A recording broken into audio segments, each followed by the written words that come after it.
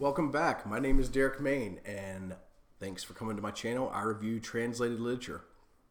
Today, we are going to review, or I'm going to review, The Factory by Hiroko Oyamada. This is published by New Directions, and the translator is David Boyd, who is actually from the University of North Carolina at Charlotte, and I'm in Raleigh.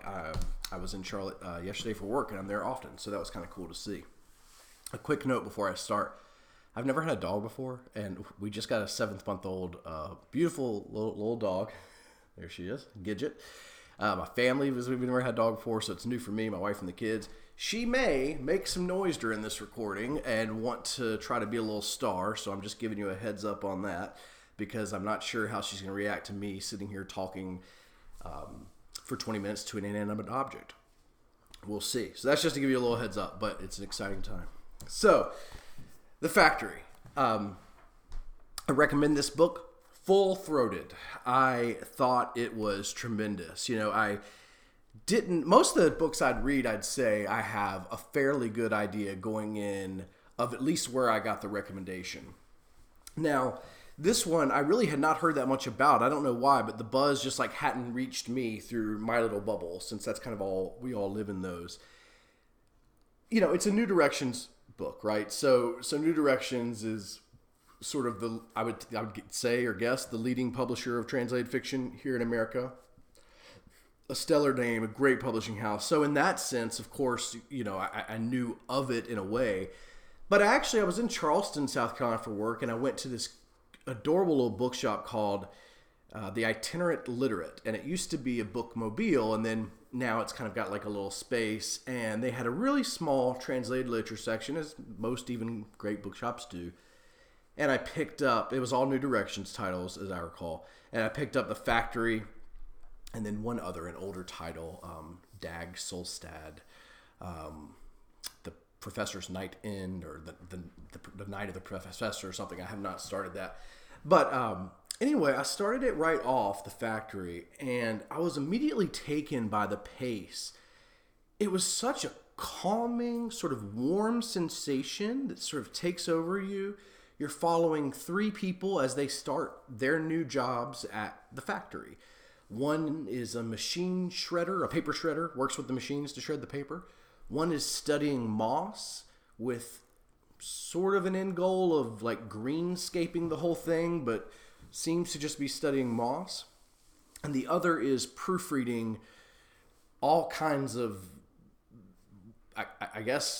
written work that the factory is putting out.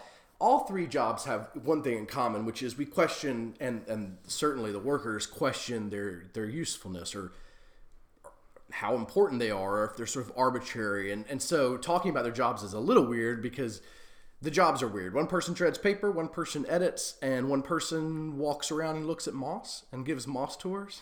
The factory is giant. It really is its own city. There's countless restaurants and cafes, and there are all sorts of transportation options, buses running throughout it. I think there might be a train that goes through it, like a tram type style thing, but it just gives you this whole world as this just giant sort of place. And it clearly is a factory town. The factory is sort of the center of, if not almost the entirety of, the town.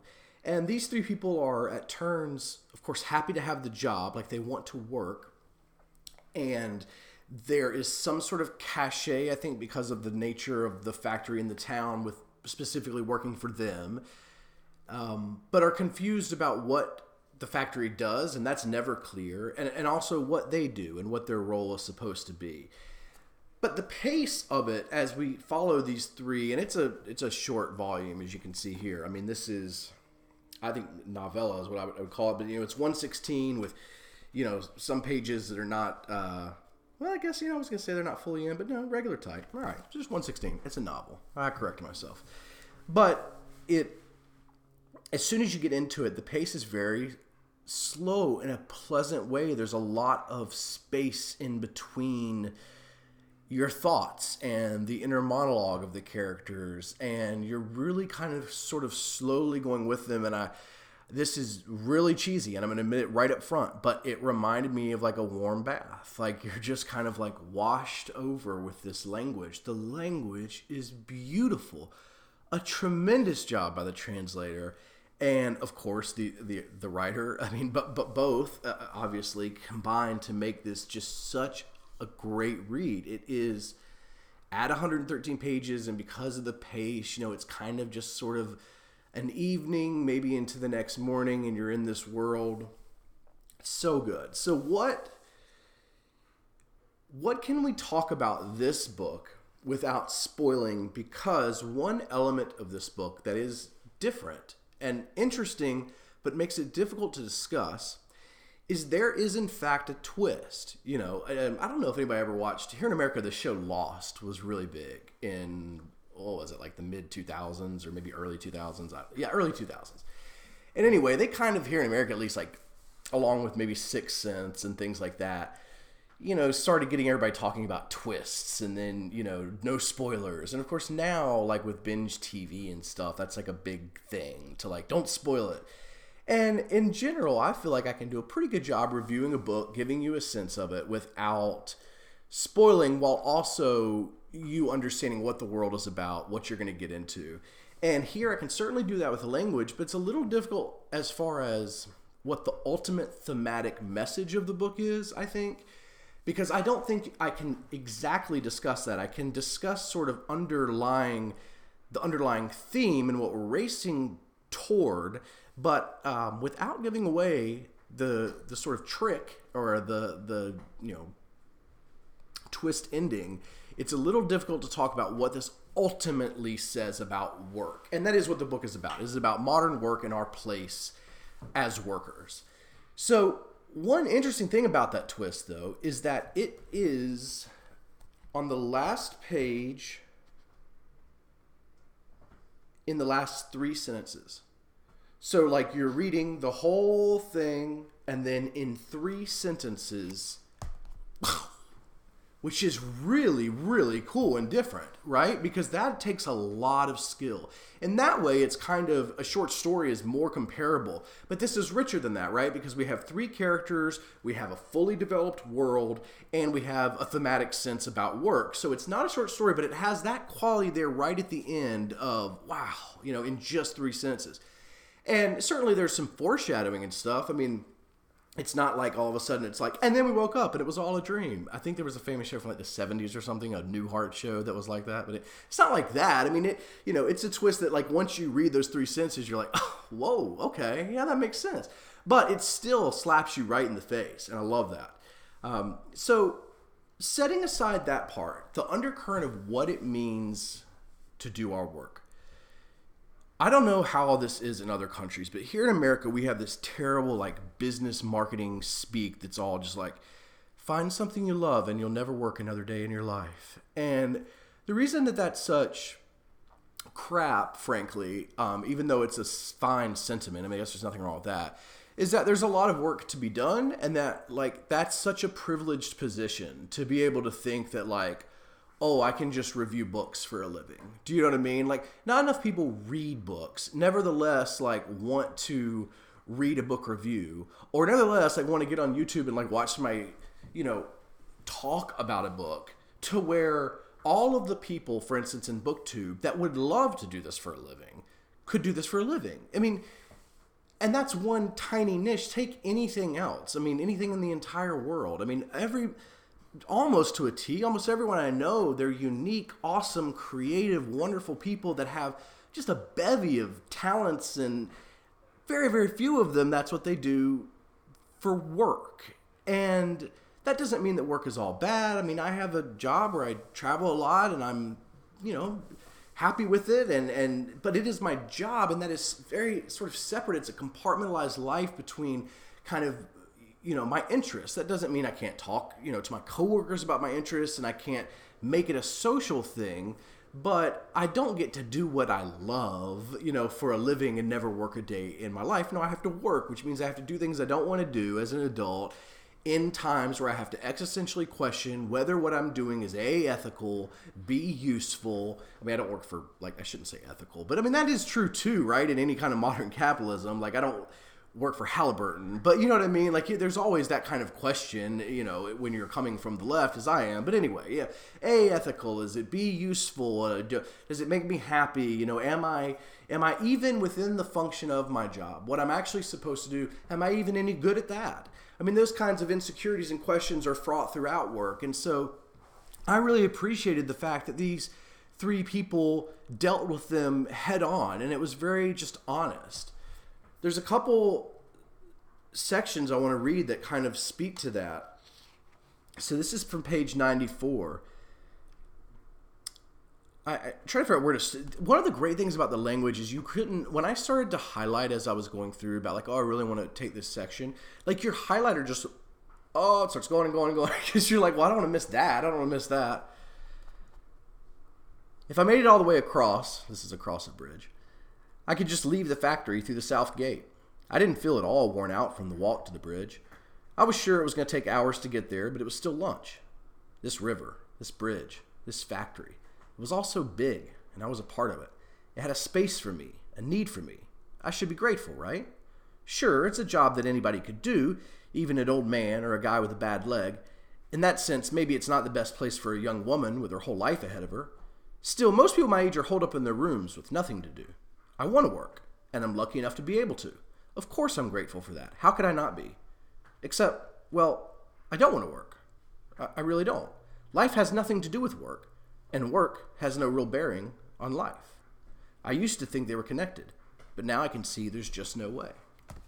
Now that's really cynical and the opposite of the sentiment I was talking about earlier. Is it true? Well, I think it depends, but I think as we move more towards this modern late stage capitalism, or we're immersed in it, I guess we shouldn't say move towards, we're in it. In some ways, yes. In some ways, for many, many people, work and life are disconnected like that. And I think that I appreciate reading it. Because we get a very different story, I feel like, in our culture. You know, in the culture here in America. I don't know the Japanese culture, and it may be that they wrestle with this more freely or more openly. Here, I don't feel that we do. So I loved hearing that. I would not say that to my bosses or my coworkers, that life is disconnected from work. I mean, and I'm not even saying that I 100% buy it, right?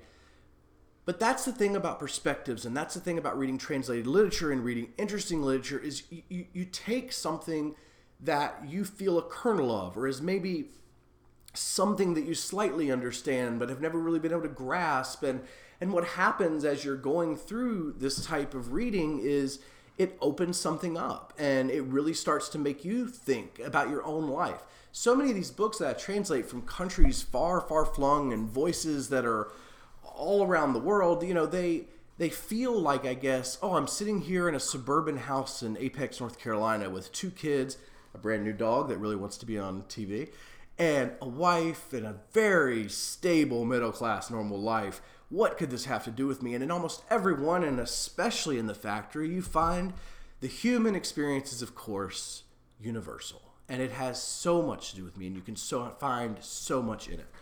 Let me read you one other part that I really liked, which is pretty close by, which is 90. So this one...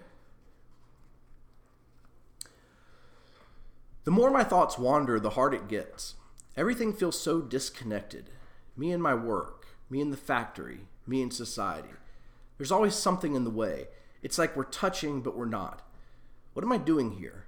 I've been living on this planet for more than 20 years, and I still can't talk properly. Can't do anything that a machine can't do better. I'm not even operating the shredder. I'm only assisting it. I guess I'm working, but it actually feels like I'm getting paid money I don't deserve. Like I'm surviving on money I haven't earned. There's a lot to unpack there. So let's start with the disconnect, because I think that if you've seen any of my videos or you've heard me kind of rant on modern culture a little bit, which of course I do since I read, you know, contemporary translated fiction, you'll know that I feel the disconnect very personally and culturally and socially, right? And I think that the internet, and I also think that work in our move towards more and more efficiencies is absolutely a big part of that, right?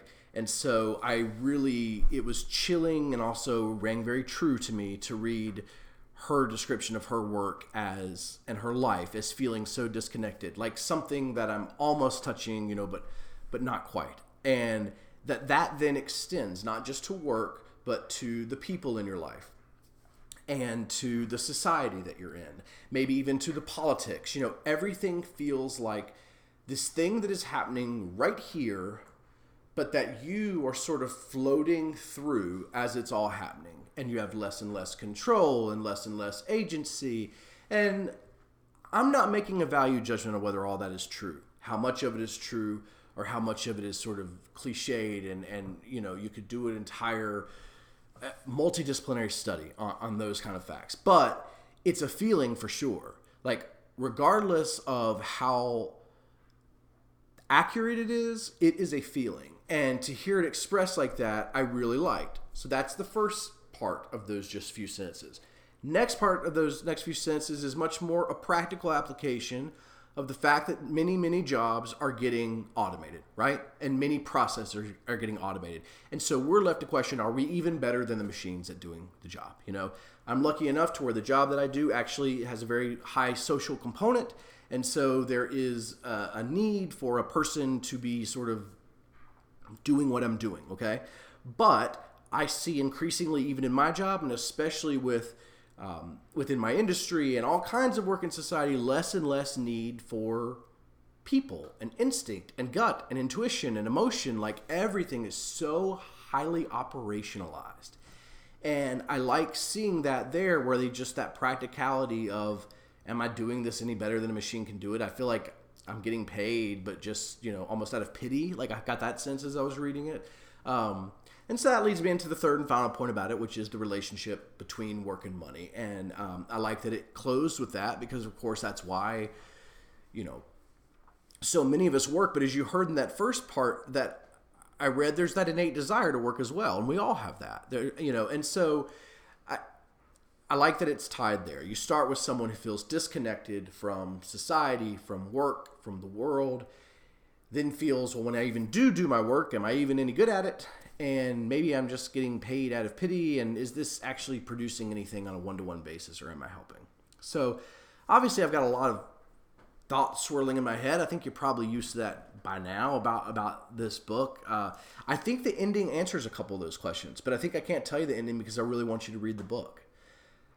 So that is my review of The Factory. And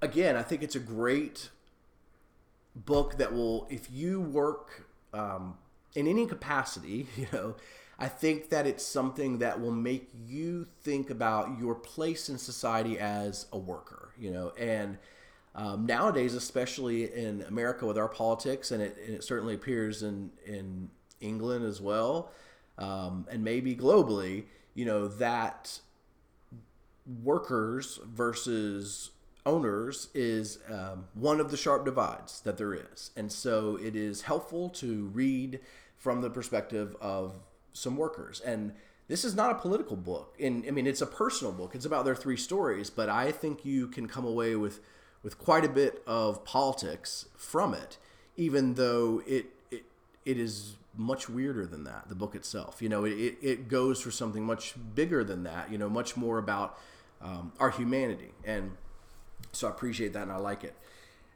As far as what I'm going to do next, well, my next review, I'm not sure about, because next week is Thanksgiving. We're going away, and I've got of course, a nice stack coming with me, and I'm not sure which one I want to do next. I have finished Vernon Subutex 2. Of course, I had to get the British version, the English version.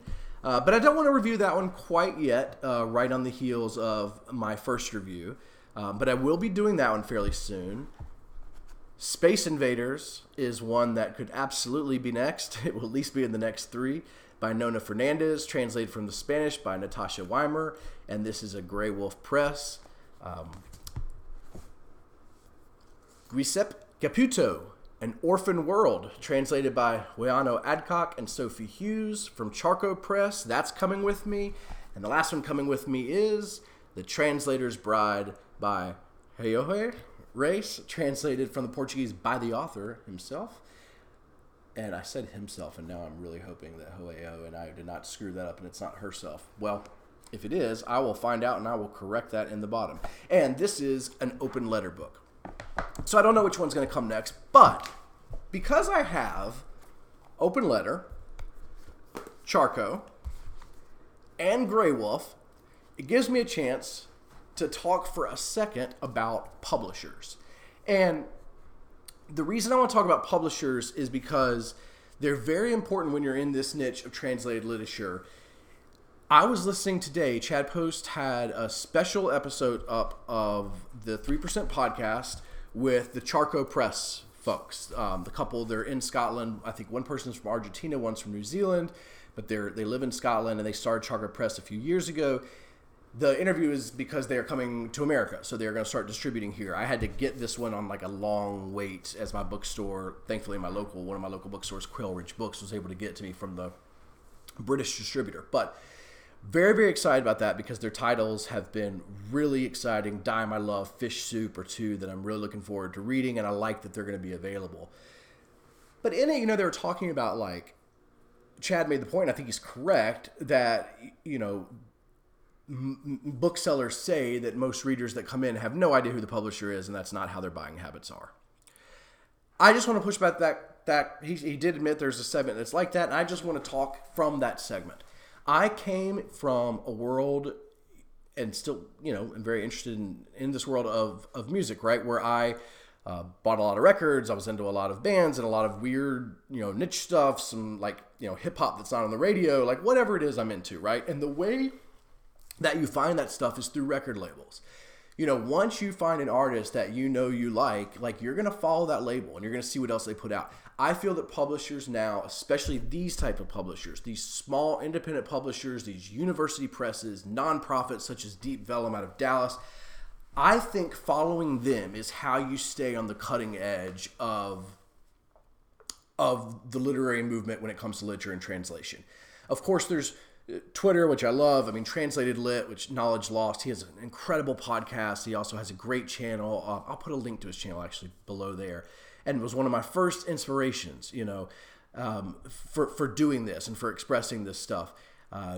There are, Mark Haber, who I think is at Brazos. He is another person I just know through Twitter, who is someone I follow religiously. There's Damien from Australia. There's all these sort of Twitter and social media folks that if they say they like a book, I'm going to go out and get it. But I still love the idea of following the publisher, and I just want to give sort of a shout out to that idea because I think we as fans should do that more and make sure that let's treat these like record labels, right?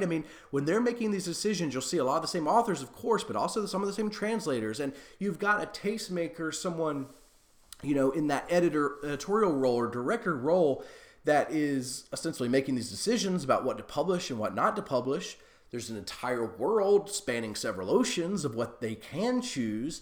And when they choose something, I stand up and I pay attention and I get used to not a certain type, but a certain level of quality for sure from each. And I kind of know that I'm going to get, this kind of weirdness or this totally new voice thing. And so anyway, I just, as I was listening to that today, made me think about it more. And then as I looked at my, my 3 for my trip, I thought, well, this is a perfect chance to talk about it because Grey Wolf, Charco, and Open Letter are 3 of the best examples that I think, that we have, again, along with Deep Vellum. I just don't have, what was the last one we did? Revenge of the Translator, by the But anyway, so that's my little weird rant on how I like independent presses, and I wish we treated them a little more like independent record labels because I think they serve the same purpose. Thank you so much. I hope everybody has a happy holidays wherever you're at. As far as this first run of the holidays, I will not have a video up next week because of that. But the week following, you'll get one of these 3. As I said, I'm going to wait on Vernon Subutex 2. And probably I'll get to it before the end of the year. I'm not going to wait until 3 comes out in English or anything. But I'm really looking forward to reviewing all these for you. Be good to folks.